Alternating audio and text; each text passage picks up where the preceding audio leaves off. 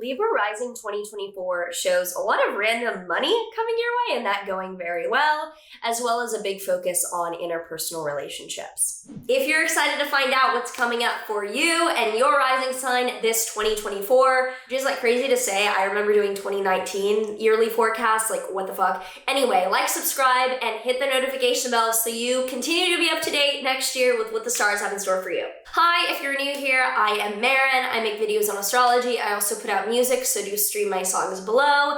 And if you want to enroll in any of my astrology courses or get a private astrology reading from me, all that info is down below as well. I take readings ongoing, and you can find all the info there. So starting out this year, January, February, it is a big start to ramping up the energy. It's a really fast-moving initial start of the year. And on January 1st, Mercury will be stationing direct in your Sagittarius third house of communication, showing that your ability to communicate and be productive and get out content or writing is going to ramp up starting the beginning of this year. Then on January 20th, Pluto is re-entering your Aquarius fifth house of dating and creativity. So you got a little bit of a taste of this early 2023 when Pluto briefly entered Aquarius, and it is now once again dipping into where it will be for 20 years. So that hint of the background transformation around creativity and dating in your life will likely be reactivated the beginning of this year. Now on January 23rd, Venus enters your Capricorn fourth house of family, and because you're ruled by Venus, we're going to pay special attention to Venus transits this year. Starting out January, February, looks like there's going to be harmony around the house and with your family. On January 27th, Uranus will be stationing direct in your eighth house of finance and investing, showing that you are ready to be a little bit crazy, risk-taking, and have courage in your decisions around shared finances and investments for the next few months. On February 14th, on Valentine's Day, Venus and Mars will be conjunct Pluto in your fifth house of dating and also creativity. So I do say it looks like a very intense, very passionate Valentine's Day, either romantically or creatively. On March until May, this is a pretty serious time, but also one full of some fun rewards. And we start out on March 3rd to the 9th with Venus and Mars squaring Uranus between your 5th and 8th houses, showing that there's a lot of romantic and or creative activity this February, but it is up against some radical changes that are going on financially for you. Then on March 11th, Venus enters your Pisces 6th house. So you can expect some improvement and some ease health-wise coming up for you for this March. Then on March 21st, Venus can join Saturn there, which shows some very serious but very positive events that you're deciding on health-wise this March. On the 25th, there is a lunar eclipse in your Libra first house, which show an extremely important letting go or ending with your personality, your identity, and your self-image. You might be opening up and shedding skin for a past version of yourself, or you are like opening up about something you've been through and releasing that. On April 1st to the 25th, there will be a Mercury retrograde in your 7th house of relationships. So do be aware that this April might be a time of you rethinking and reconsidering the partnership that you have.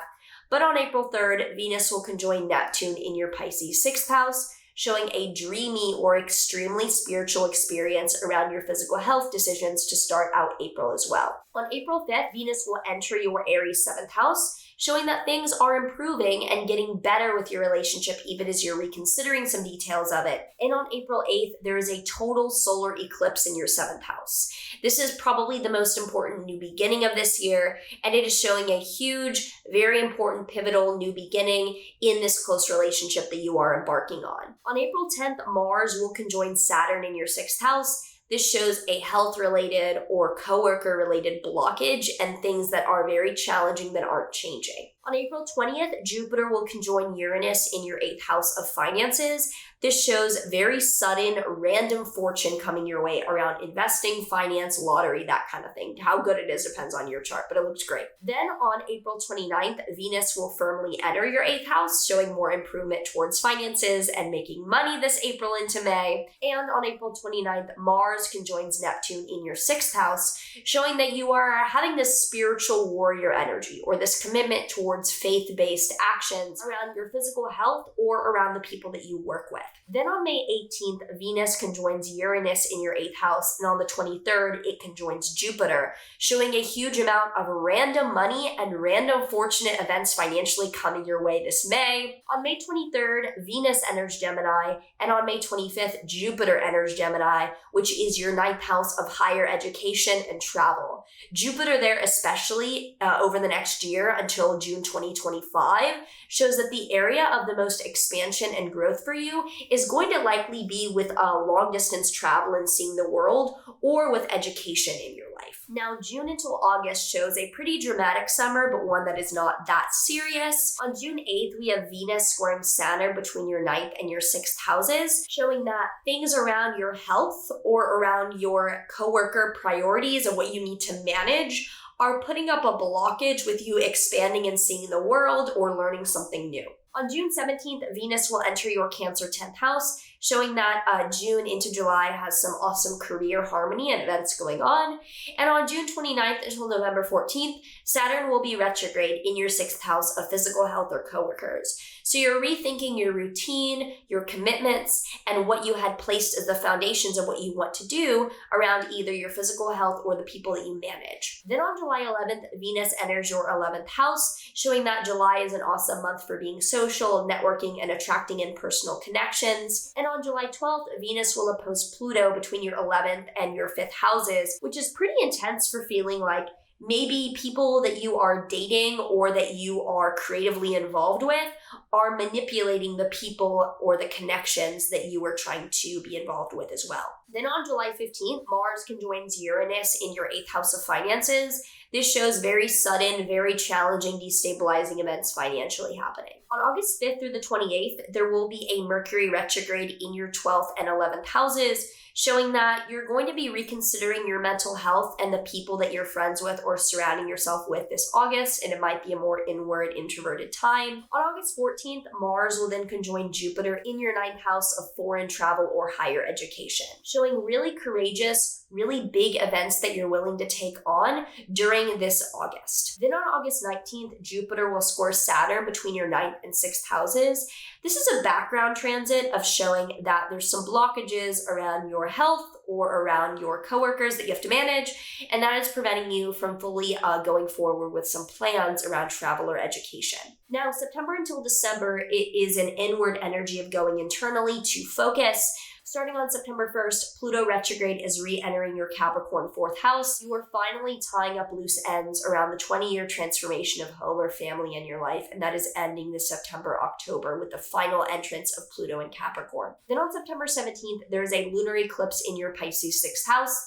This shows a letting go or an ending around physical health or coworker things that you have been struggling with over the past few months. On September 22nd, Venus will then enter your Scorpio 2nd house, which will be showing that you're making more money and able to attract an abundance more easily. And then on October 2nd, there is a solar eclipse in Libra. This is a huge new beginning around your identity, your persona, your character, and what you want to show up as in the world, and is hugely building upon the one that happened in October 2023. Then on October 17th, Venus enters your Sagittarius 3rd house. This is great for content writing or being productive this October, November. And on November 3rd, Venus will oppose Jupiter in your 9th house, which shows a ton of writing, content, and being productive going very, very well at the beginning of November. November 11th, Venus will be entering Capricorn, which is your 4th house. So things November go very well with family for you. And on November 19th, Pluto is re-entering your Aquarius 5th house firmly, where it will then be for 20 years without leaving. This shows that you are firmly entering the 20-year transformation of creativity and dating, and you're excited to begin that at the end of this year. Now, November 23rd until December 15th, Mercury will be retrograde in your Sagittarius 3rd house, showing reconsidering writing, content, or communication as we end the year. And on December 6th until February 23rd, 2025, Mars will be retrograde in your Leo 11th house. So as we end the year well until February of next year, you're going to be reconsidering how you make friends, how you put effort towards socializing, and what kinds of effort you're really expending your energy on with networking in your community. On December 7th, Venus will enter your Aquarius 5th house, ending the year on a really nice note creatively and romantically. And we end December on the 24th with Jupiter squaring Saturn for the final time, showing that, again, your health and work priorities are at odds with your desire to travel or learn something in a high educational way. So if you already have some thoughts or some feelings around what is coming up for you this year ahead, do let me know in a comment down below. And now let's pull a tarot card to see what other info we have. The tarot card here that we have for Libra Risings for 2024 is the Magician reversed. This usually shows that instead of being the magician and being someone who is putting on a show, you are taking the back seat and incubating or cooking. This is not the year of you putting all your cards on the table and showing everything you have. It shows that you're keeping things within and you're not quite ready to show the world what you're working on right now. How are you feeling? What are your thoughts? What are you expecting for this year ahead after hearing all this? Let me know down below. I'm very interested to hear how you feel about this year ahead. I know I have some thoughts, some pros, some cons, and can't wait to see how it plays out. So yeah, looking forward to making videos for you guys in the year to come, and I will see you in the next one, which will be next year. All right, see ya.